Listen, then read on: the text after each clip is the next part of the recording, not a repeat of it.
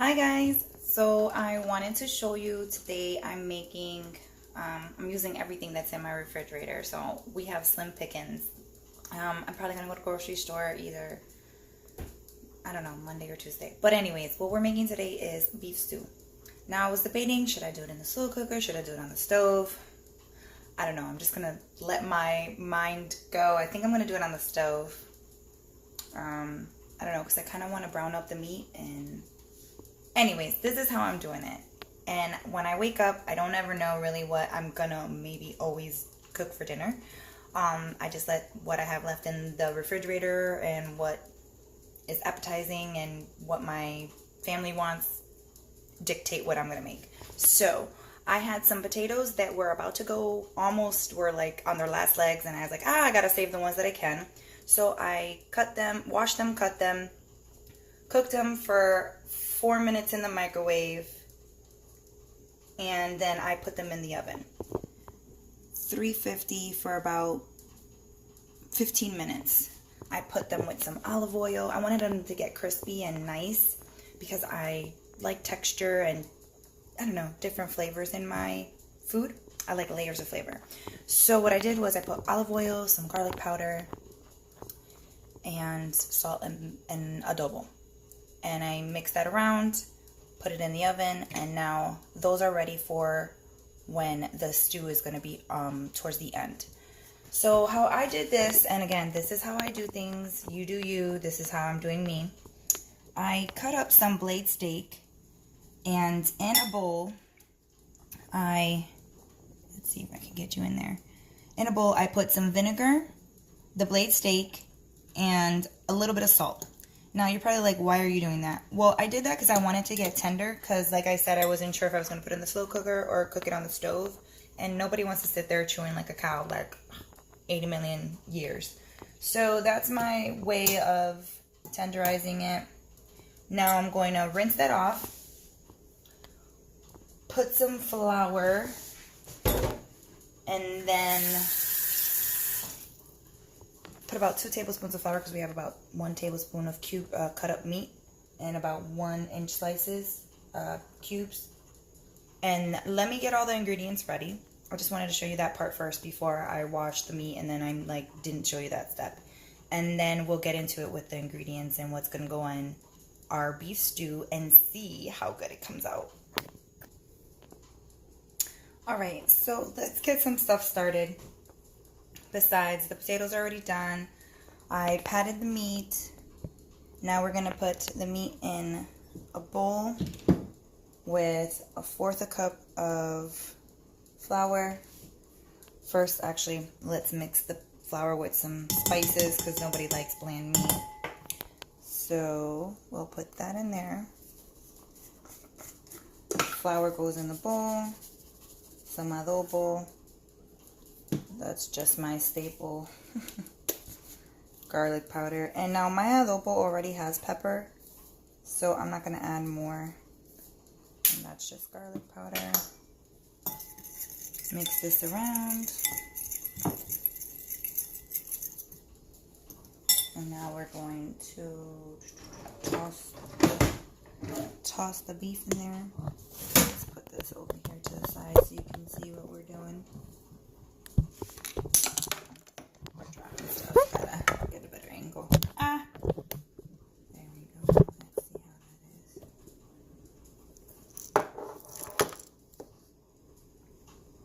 Can you see? Yeah, you can see there. Let me see if I can keep this.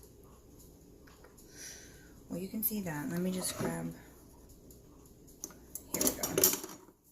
Sorry, I'm looking for the tongs and trying to hold the camera. So we'll put that in there. Toss the beef around. And while we're doing that, I'm going to also put on. No, that's not going to be a good angle. Look, the thing's going to keep flying. Alright, you know what? Let's just get to the stove and put it on, because by the time I figure out the camera angle and hold it. Now I'm heating up my Dutch oven pot,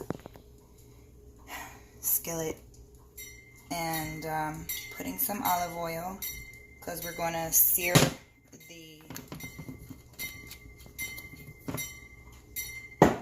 the flour coated steak. Alright guys, so let's start searing this meat. I have the olive oil nice and hot, and the cooked steak, blade steak. This is a blade steak, just in case anybody's wondering.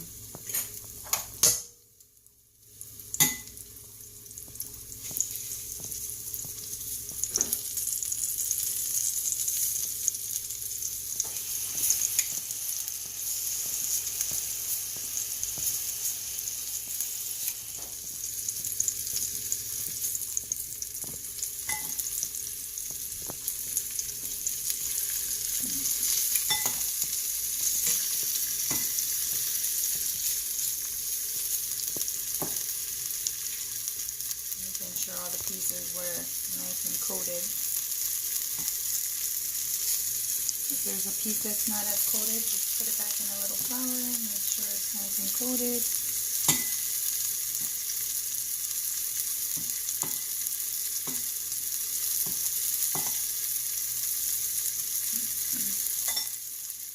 So we're going to cook these for about 5 minutes until they're nice and seared.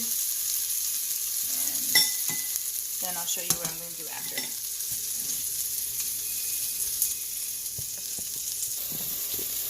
So I wanted to show you a mistake that I kind of made. So when I was reading the recipe, it says you shouldn't crowd the pan.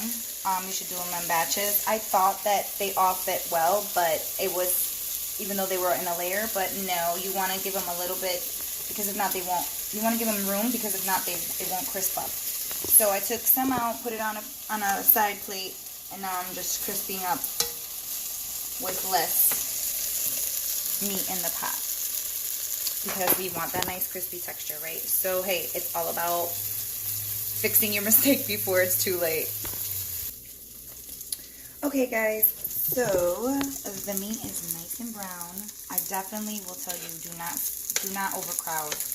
It like cost me way more time because I didn't do it right the first time. So definitely make sure that you don't overcrowd your meat and do it in batches. Alright, so we're taking that out, putting it on a plate, and now I'm going to add some rice. It says to add red wine and vinegar, red wine and red wine vinegar. Can't even speak today. But I don't have those things, and this is my recipe, and I'm using what I have. So I'm going to use just a little bit of rice, natural rice vinegar that I have, because it's just to get the stuff off the bottom of the pan. Like, to get the bits out so that you can put all of these nice flavors. Like, to get the stuff off of the bottom of the pan, kind of thing. Now I'm going to use my own kind of, excuse me, concoction. Sorry, that is just some Worcestershire sauce. Some of the fumes are getting to me, like all the vinegar. Excuse me, jeez. And I'm going to add some 57 sauce from Heinz. This is going to be my red wine and red vinegar. Now, again, I'm an eyeballer. I know what that tastes like, so I know, like, how much my family likes. So we're just getting this stuff off, all the nice flavors off the pan. I'm using a wooden wedge spoon. Bamboo, excuse me, made out of bamboo. And now I'm going to add my garlic that I pre-minced for some more flavor. again, you don't have to follow every single recipe. I suggest you, to a T. I suggest that you modify it to how you like it or what ingredients you have. Like I've told you before, don't be, discouraged just because you don't have all the ingredients. There's so many things that can be substituted on a regular basis. You can make your own sauces. Google how to make them. If you don't, let's say you don't have barbecue sauce, well, Google how to make home basic barbecue sauce. A lot of the times all that is ketchup, boil, you simmer some ketchup and brown sugar on the stove and a few other spices, and voila, you have your own sauce. Now I'm cooking this up and I'm gonna add the meat, the broth, the bay leaf, and bring that to a boil. Just want to cook this up a little bit. Get this.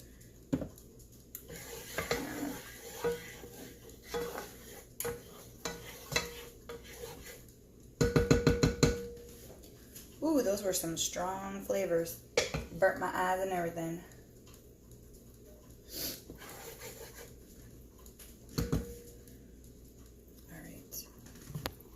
See how that's nice, thick sauce, a little bit. Got all those bits off the bottom. Now we're gonna add our beef.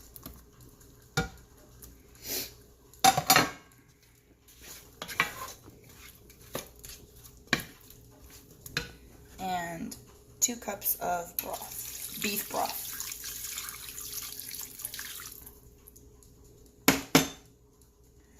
I'm gonna add, might add a little bit more adobo. I'm gonna try it when it's already boiling and then get it when it gets to a simmer. You gotta try everything because if not, you won't know what the flavors are and then you'll be surprised at the end. And we're gonna add 2 bay leaves.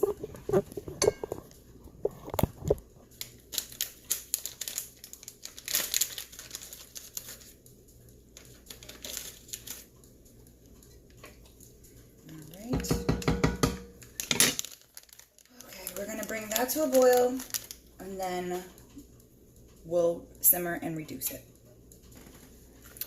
So I tried it and it's a little bit acidic, and that's fine, we can fix that. I'm just gonna add a little bit of brown sugar, just a tiny bit, and then I'm gonna also add a little bit of liquid smoke while it simmers.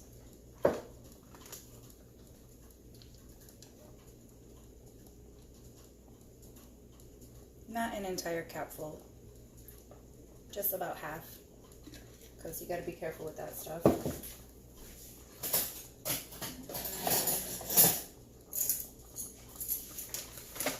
We'll do about a tablespoon of brown sugar because it's a little bit acidic. Trust me, all the flavors go well, don't freak out. That's what's in barbecue sauce. Mix it around.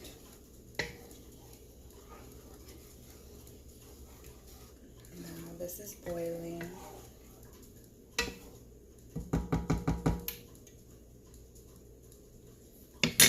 then we shall cover this. And simmer.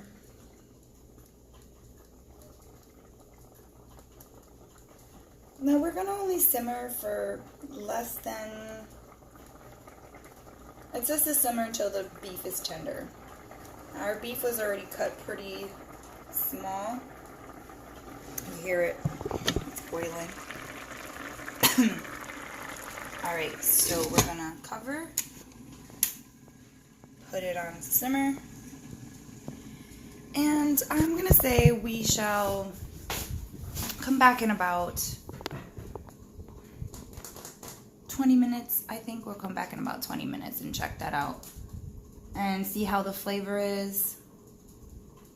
If the meat is tender, then we can add about our check the flavors, see if we have to add anything, and then we can add our potatoes and simmer for some more time. If it's dry, we can always add some more beef broth and adjust the flavors.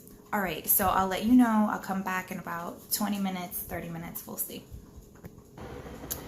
Okay, so it's about 20-30 minutes later, I'm not sure. Kind of was doing some stuff around the house. But I'm tasting to see if it's tender. I put one of my potatoes that I pre-made in the oven.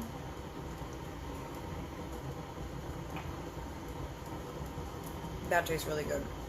So the sugar saved the acidity. I'm boiling some water just in case we need more water for later. And now I'm gonna add the potatoes because that meat is tender. It is definitely tender. And these are the potatoes that I pre-cooked in the microwave first for about 4 minutes, and then I put on the oven and roasted at 350 for about 15 minutes. All right. This looks so good.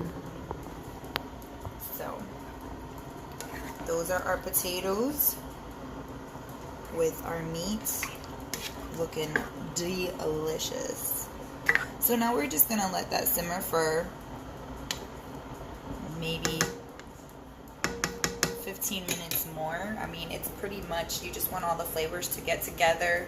I might add a little bit more water depending if the potatoes make it too thick or take too much of the liquid. And then I'll show you what a bowl of this yumminess looks like. Okay, so here's the final product. I actually ended up putting in 1 more cup of just now. Because it was already getting really nice and thick. So I'm gonna let it simmer for a little bit more to thicken up with the new, give it time to mix in with the new broth that I just added. But I like it when it has a little bit of, like the juice, so that you can pour over either noodles or rice. But I already tasted it. It tastes amazing. So the brown sugar definitely saved the acidity factor. But here's the final beef stew. It looks amazing. It smells delicious. Now you can totally you could have added carrots, veggies, whatever you want to this. I have a picky family, so they don't eat vegetables. I love vegetables, but they don't. So I'm gonna probably serve this with either white rice or some egg noodles for later. I'll ask the males of the house how they want to eat this for dinner, and I will add a picture of how it looks on a plate. But I just wanted to let you know that I did add another cup of the beef broth, and it just tastes amazing. And we were able to save it. Remember, almost lost it in the searing accident. All right, I'll show you the picture. Thanks for joining me.